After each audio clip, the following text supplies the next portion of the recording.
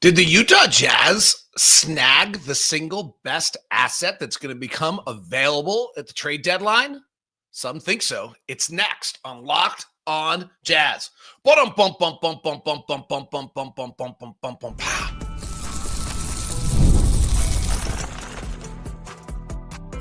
You are Locked on Jazz, your daily podcast on the Utah Jazz. Part of the Locked on Podcast Network. Your team every day. How are you? I am David Locke, radio voice of the Utah Jazz, Jazz NBA insider. This is Locked on Jazz, your daily podcast on the Utah Jazz, giving you insight, expertise, geeky numbers, and hopefully making it way better to be a Jazz fan each and every day. Thank you so much for making Locked on Jazz your first listen of the day. We are free and available on all podcasting apps and on YouTube, and we have the free daily newsletter, Locked on Daily. Hit Locked on Jazz. All right. Trade reaction day 2. More thought, more comments, more conversations, more knowledge for you on trade reaction day 2 today. Today's show is brought to you by Game Time. Game Time. Download the Game Time app, create an account, use the code LOCKEDONNBA for $20 off your first purchase. Here's what we've got coming for you today. We will react to last night's really strong game against the Thunder. Will Hardy has been overly optimistic, seemingly all week long, and shows why with the team's performance against the Thunder, what they did so well, battling in the game for really 46 minutes maybe of that one last night against the best in the league. But we're going to start back with the trade of the day before. More trade reaction, more thoughts, more knowledge, more questions, more answers, hopefully, to why the Jazz did it. And maybe the biggest thing of all, of how is Phoenix possibly going to rebuild when you're making a bet on them in 2031 down the road. We'll look at that plus more. So let's get started right there today. To the everydayers, thank you so much for tuning in, making Locked On the show that it is, and being a part of us each and every day. Can't thank you enough. All right. Was the 2031 unprotected Phoenix Suns pick the most valuable asset / player that will get traded at the trade deadline? Now, in a sense, the Jazz just moved 3 first-round draft picks for it, and I'm not sure that a first-round draft pick will move for any player at this point in time. Maybe Cam Johnson's going to get a first-round pick, but I don't know that Brooklyn's going to move him for that. That feels to me, as I've said multiple times on the show, that there are so many players available that are so similar in their value to their team or to the new team, that there's no need to give up a first-round pick when you can probably go get a similar player at some point for 2 seconds. So I will be surprised if many first-round picks move. So the Jazz may have – now, you have to give up something to get something. But the Jazz may have gone and gotten the single most valuable asset that is going to turn out to be available at this trade deadline. Is it more valuable than Brandon Ingram if he gets moved? Maybe. That's a good question. He was a 3rd pick of a draft. He's pretty good, borderline all-star. Nikola Vucevic has been an all-star, but not sure. The value of an unprotected first-round pick in this league is pretty high. The only other ones that seemingly could have become available, unprotected first-round picks, are the Milwaukee Bucks 2031 and the LA Lakers 2031 pick. Lakers, hard to bet against that market. Milwaukee, maybe it would be worth it. If Giannis leaves by then, they could be in disarray. So the Jazz gave up 3 first-round draft picks in a market that's unlikely to move first-round picks, the lesser of 3 picks, for what, in some people's opinion, is going to be the most valuable asset that is moved in the trade deadline. And it might simply come down to this. And Justin Zanuck alluded to this last night on the TV broadcast, and when he said, it's about swings, but it's what kind of swing you can get. And the Jazz have a chance for this to be a number 1 pick. My reaction is probably the same as yours. Yeah, but what are the chances of that? Well, it's a chance. And Justin's comment on television last night was, none of those 3 picks we gave up could be the number 1 pick. There is a little bit of this, that is what this game is. You are just trying to give yourself a chance to draft a player who Shea was not drafted number one, but like Shea, like Jokic was not drafted number one, like Giannis, who was not drafted number one. Right. Like LeBron, like Anthony Davis, who were drafted number one. But that's the comment that Justin made last night. It's about the swings that you take, but it's also the amount of swings, but it's also the type of swings. And they believe that the 2031 Phoenix Suns swing is about as good a swing as you can get. I also like the timing of it. We talked about this a little bit yesterday on the show, but maybe not enough. That if the Jazz go through this rebuild, call this year one of the rebuild. It's kind of what it is. And we go through next year's year two of the rebuild. The Thunder had a 2-year rebuild. Let's say we have a 3-year rebuild. So that in 25, 26, and 27, we draft. And in the season of 27, 28, we now have a 3rd-year player, 2nd-year player, and a rookie, all of which we're hoping, 2 of which will be good. Hopefully, we have 3 we hope would be good, but 2 will be good. And they're beginning to build in 28. So we have 25 here, 25, 26, 27, 28. Drafted in the drafts of 25, 26, and 27. And then they begin to get pretty good in 28, 29. And then hopefully they're really pretty good in 29, 30. And now you're just flat good and drafting somebody from Phoenix when you're picking 25th, where you're now Cleveland, Oklahoma City, and them, and you don't actually have a mechanism by which to go get another good player. And to me, this is the biggest value of it, is if you can put that together, then in a day and age where we're watching Denver and Milwaukee and all these teams have a miserable time trying to add any talent to their roster with the collective bargaining agreement rules, you're drafting Phoenix. And to me, it's not that it's going to be number one, but it's going to be a player who could actually really help add to your thing. That we talked about a little bit with Philadelphia's pick for them. The other one that I didn't talk about yesterday is perceived trade value. Now, it's interesting. You just traded 3 picks for this, and so in a sense, they should have the same perceived trade value, but I don't think that's true. The perceived trade value of an unprotected 2031 pick, while I'm not thinking it's very likely that the Jazz go big game hunting and go able to make some massive trade, that piece could be pretty valuable. In fact, if you start to look at our draft picks right now that we have in our cachet, our first round pick this year would probably be the most valuable. Quite honestly, our first round pick in 2027 is probably the next most valuable. And then I would guess at this point, the 2031 Phoenix Suns pick is the next most valuable. Then probably the 2027 Laker pick, though it is protected. And then probably 27, 29 on Minnesota. And then the Cleveland picks, 25 is the least value. It's going to be 29 or 30. 27 and 29 of Cleveland. Somebody on the chat room said, well, this is just covering up that you missed on Donovan Mitchell in Cleveland, that you were betting that Donovan Mitchell was going to leave Cleveland, those picks can be worth something, and you missed on that trade because now Donovan Mitchell is still in Cleveland. So if I were to play along with that, it's fair. That's exactly maybe what this trade is. But that's also what you're doing as a general manager. You're kind of placing bets, right? You're kind of figuring out which and the bet was that Donovan would leave Cleveland.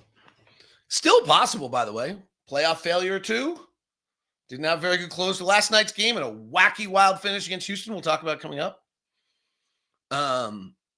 That's still possible. By 29 now, in all likelihood, not by 27. And so, yeah, you're betting on that a little bit. Or you're hedging your bet off of what was your previous bet, which didn't turn out the way you'd hoped. Yeah, I think that's fair. And that's what you should do. You make the first bet that seemed reasonable, that Cleveland, in a not very appealing market, Donovan Mitchell gets there, doesn't like it, moves, leaves, has some playoff failures, gets out, and Cleveland falls like a deck of cards. Seems unlikely. Darius Garland's really good. Evan Mobley's really good. They're really young. If they can hold some of that together, they're going to be fine. The worst case scenario, this isn't exactly right because the Minnesota pick is protected, so it would have to be Minnesota. But the joke is the worst case scenario is that the Jazz give up the 29th pick this next year, which is kind of what that is. And then they give up the third pick in 2027 and the third pick in 2029. The only way that would happen is if the Jazz have the first and second picks of the draft already. In that case, they get fleeced on this trade, but they would have the first and second picks of the draft in 27 and 29. But I thought it was an interesting comment from Justin Zanuck that this was a pick that has a chance to be a number one and the others don't. There's zero chance that he's giving up any chance to have any of them be a number one pick, and this one does. And to some extent, that's pretty revealing that that's what we're playing to. The other bet you're playing here, a little bit like Donovan's not going to be able to not re-sign, and we'll see if they're right, is how can Phoenix in this environment possibly rebuild? We'll dig into that next on Locked on Jazz. Today's edition of Locked on Jazz is brought to you by Game Time. Game Time is the official ticketing app of Locked On and brings you all of the features that you want more than any other. That's right. It filters out the fluff and shows you incredible deals on great seats so you don't have to waste time searching for thousands with the new feature called Game Time Picks. Plus, you also get the super deal of keeping an eye on that if it's available. And I'm looking at Justin Timberlake for my wife coming up here. You take out the guesswork of buying tickets with Game Time. Download the Game Time app, create an account, use the code LOCKEDONNBA for $20 off your first purchase. Terms apply. Create an account, redeem Locked On NBA for $20 off your first purchase. Download Game Time today. What time is it? It's Game Time. You get all-in pricing. You get seat view. You get Game Time picks. It's all at Game Time, and it's why Game Time is the app you want to download today and get $20 off your first purchase on Locked On NBA. Thank you so much for making Locked on Jazz your first listen of the day. We are free and available on all podcasting apps and YouTube. Thank you so much, and make sure you sign up for the #1 ultimate NBA newsletter. It gives you everything you want in one stop. You get the article on the Jazz. You get Empty the Noggin exclusive. Katie Heindel's national article. Today it's Mike Schreier's national article. And then Josh Lloyd's fantasy tips, plus all the links to the most important articles. All right, you are making a bet on the 2031 Phoenix Suns that they're going to fall apart and that the Jazz are onto something here. Now, there are 3 ways. Here's why you make this bet. Now, let me just say this first. You have an owner who's willing to just spend. And that generally can cover up a lot of things, but it may have got them into a little bit of a bind. And they're very restricted by the way the system works right now and under their $231 million payroll. So let's walk through it for a second.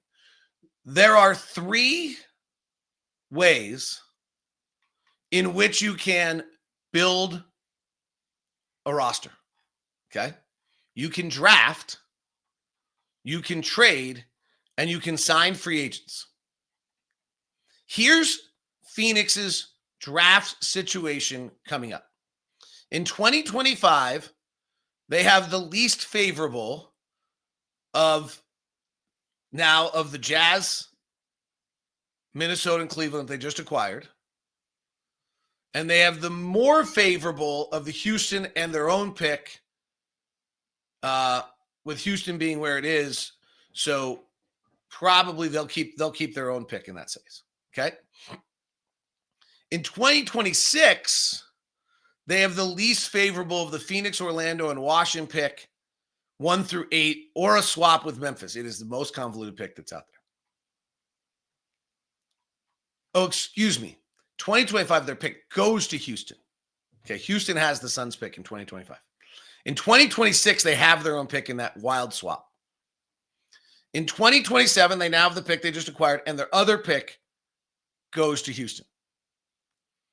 In 2028, their pick is a pick swap with Brooklyn. And in 2029, they have the pick they just acquired, and their pick goes to Houston and Brooklyn.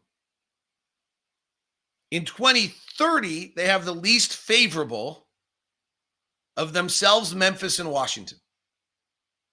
And in 2031, it now goes to Utah. So if they're going to try to rebuild in any way through the draft, this actually goes two ways. One, they really are not going to be able to do it, because if you look at that, the best they have is the least favorable in 4 circumstances.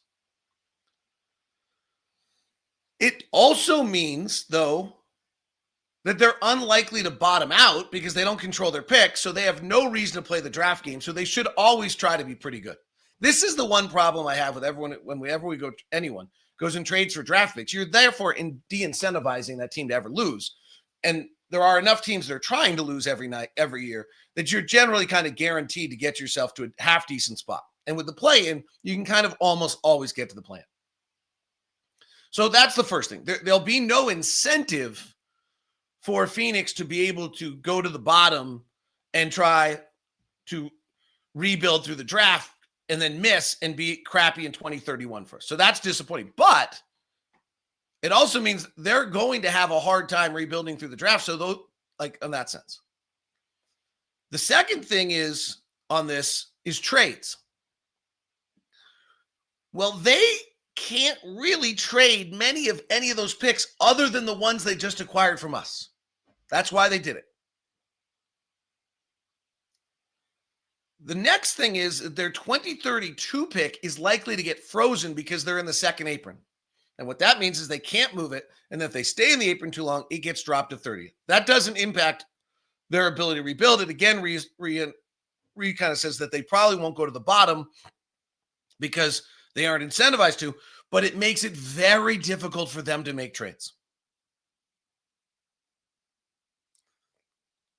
So their ability to make trades right now is they're in the second apron. They cannot aggregate salaries unless the trade were to get them under the second apron. They have to trade exactly dollar for dollar, basically. It's almost impossible as long as they're in the second apron. And they don't really have draft picks other than the ones they just acquired from us, and that's why they did the trade. So as they move forward, unless they trade Kevin Durant, I don't think they can get much from Bradley Beal. Trade Devin Booker, but at that point, they're going down and rebuilding without any draft picks. So that gets really tricky. So I would think that they don't ever trade Devin Booker. However, they have an asset accumulation problem here that they don't many have picks, and we just talked about to hard the church. This next piece is the wild card. Matt Ishbia is the new owner there. He has shown this incredible willingness to spend, and he's got a very appealing market. There's probably 5 or 6 markets in this league that are truly appealing. The rest all have the same, I don't want to go to Utah concept. No one wants to go to any of these places. They want to go to like 6 places. Phoenix is probably one of them with their weather. And now that Matt Ishbia has made them cool meaning your owner's willing to spend. But free agency feels pretty dead right now in the NBA. And that might be the biggest bet the Jazz are making right now. The biggest bet on 2031 may be that it's just not really possible anymore to build a franchise out of free agency. Now, you can still trade for major players like a Kevin Durant. They did it for Chris Paul. But they're hamstrung on how they can do that right now because they're in the second apron. And the league rules have made that type of trade much more difficult for them to construct. So then you end up either making the trade, bringing money back that you're kind of stuck with, or you let it go to open up cap space. But then you have to make sure that there's free agency will actually work and that players are going to move in free agency. Paul George's move last year in free agency was very unusual. Might not have been very good for Philadelphia, but is an outlier right now to a market that seems to have very, very, very little free agency movement. So that's the bet.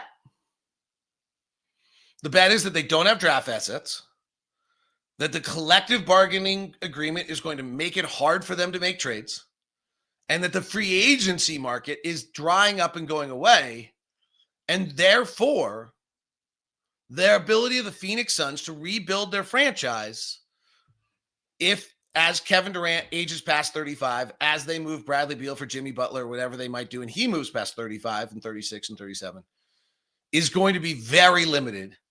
And therefore, the Jazz have an incredible asset in 2031. That's the bet. It's similar to the point of some people who hit me up that, well, we bet this on Cleveland and we were wrong. Yeah, that's part of it. Let's see what happens in Minnesota. They don't look super hot right now. We might be betting that Anthony Edwards wants out of Minnesota, and then we look pretty good, though they have 2029 protected a little bit. So that's the bet. You decide. So more thoughts on that trade.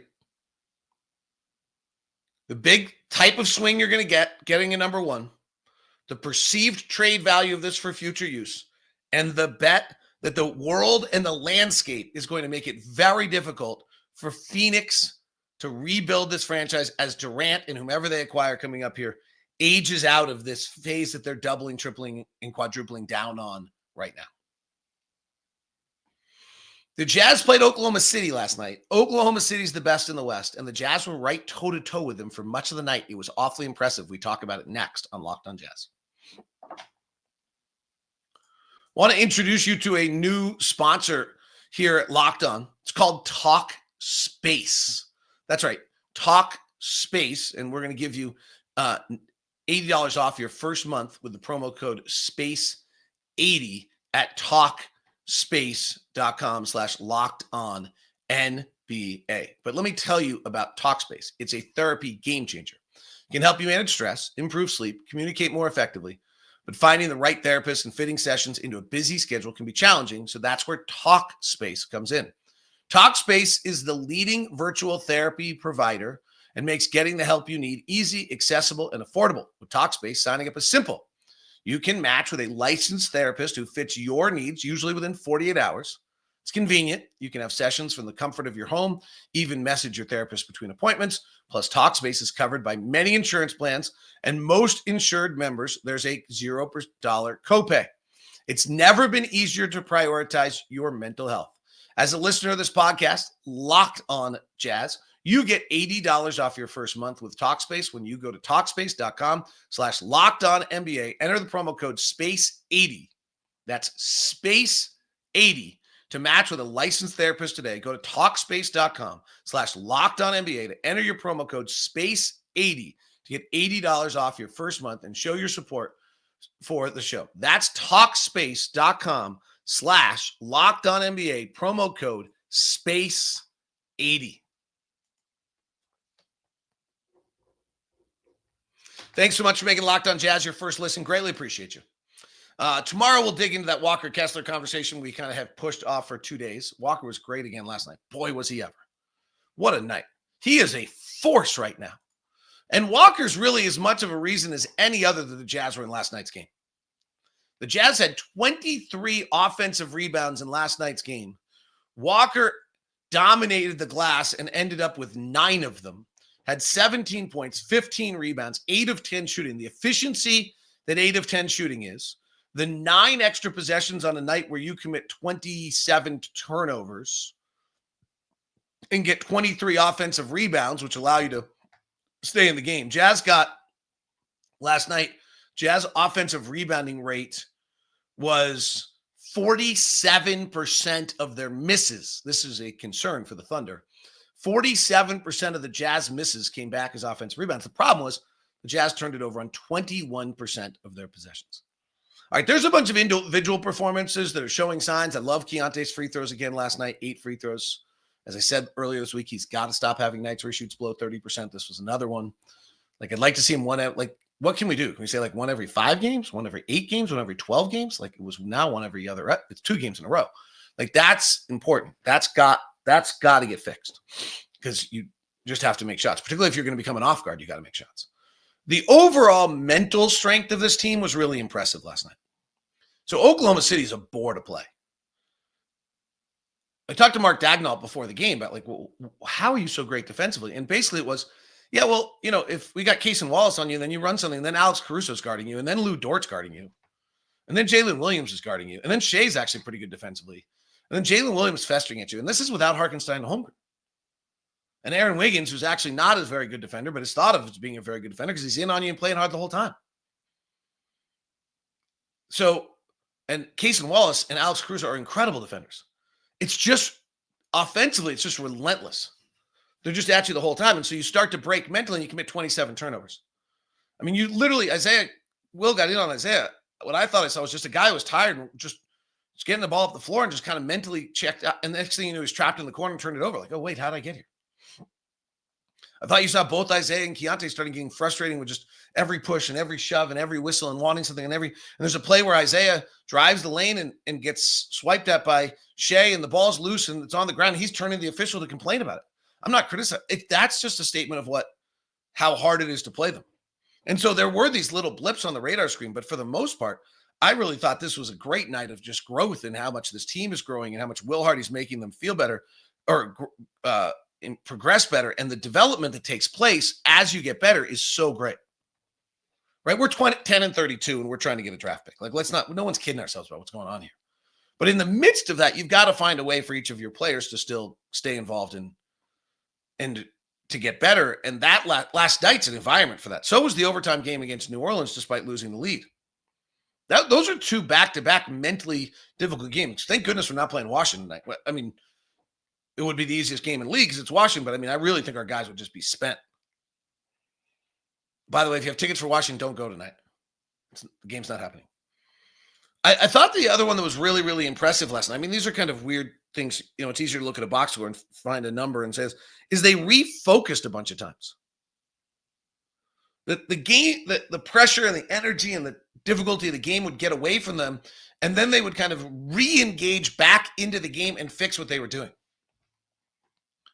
And I thought that was great. That, to me, first quarter, they opened up just beautifully. They understand how they're playing. You have to, Will Hardy's comment is was not a night for sexy. You can't go into your bag. You've got to be taking what they give you. You've got to make the right play all the time. They give up a lot of corner threes. We ended up getting 12 of them. We made 7 of our 12 corner threes last night. You've got to move the basketball around. Got to play second side. And we did that for a lot. 5 of those threes came in the first quarter. But then midway through the first quarter, we kind of lost our bearings in the second quarter. Collins started playing a lot of one-on-one or driving in, not making the pass out, not making the second side action.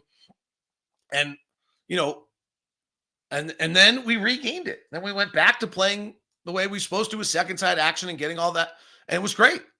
And to me, that's impressive that this team was able to kind of go from playing correctly to playing incorrectly to playing correctly again. That's not easy to do. And that's not something we have done before. When the wheels have fallen off, usually they just stay all the way off. But we did a nice little tire change in the middle of this game last night. And that shows a little bit of a mental focus. It also shows the value of having John and Lowry. I mean, this gets really interesting also to the discussion of kind of pups can't raise pups. You go put Keyonte, Isaiah Collier, Kyle Filipowski, whatever young developmental players you want to talk about. Bryce couldn't play last night. Cody couldn't play last night. Out there against Oklahoma City without John Collins, without Lowry Markkinen last night, that's a disaster. And there's not a lot of value that comes. That's just getting your head beat in. So that's the fine. I thought we saw a really good example of kind of the fine dance that we're playing, which is the focus is player development and player opportunity. And the flip side of that is, like, when we don't have, we saw last night very clearly what John and Lowry do for this team, having been there, having played that before, knowing how to keep their wits about them, how to fight through possessions. And then the other one I would just kind of point out is how great Walker was last night in his third year. Like, let's just keep remembering how much better Walker is in his third year than he was in his second or his first when we look at Keyonte, Isaiah, etc. So I thought it was a great night. And Walker really is great right now. He's really great. It's pretty cool. One note, by the way, Taylor Hendricks is up to 245 pounds. I mean, he can only lift his upper body, and it's massive right now. And he's still got a boot on, and he's still a long way to go. And we're not seeing him in Summer League, and I don't know if we'll see him at the start of the season. And he's still got to learn how to play. It's like, I think we've kind of forgotten how far behind he was on the court, but the dude looks different, holds himself different, stands different, talks differently. It's kind of great. All right, that is Locked On Jazz today. Thanks so much for tuning in. Appreciate it. We'll have a Friday edition tomorrow. Wait, is tomorrow Friday? Yeah, Friday edition tomorrow. Oh, let's do an Ask LOJ tomorrow. That'll be fun. Get your thoughts, get your questions about trade deadline. I'll even take prospective trades tomorrow. All right, if you haven't signed up for me on any of the socials, please do it. DLock09. That's DLock09 for you to jump aboard on any of the socials.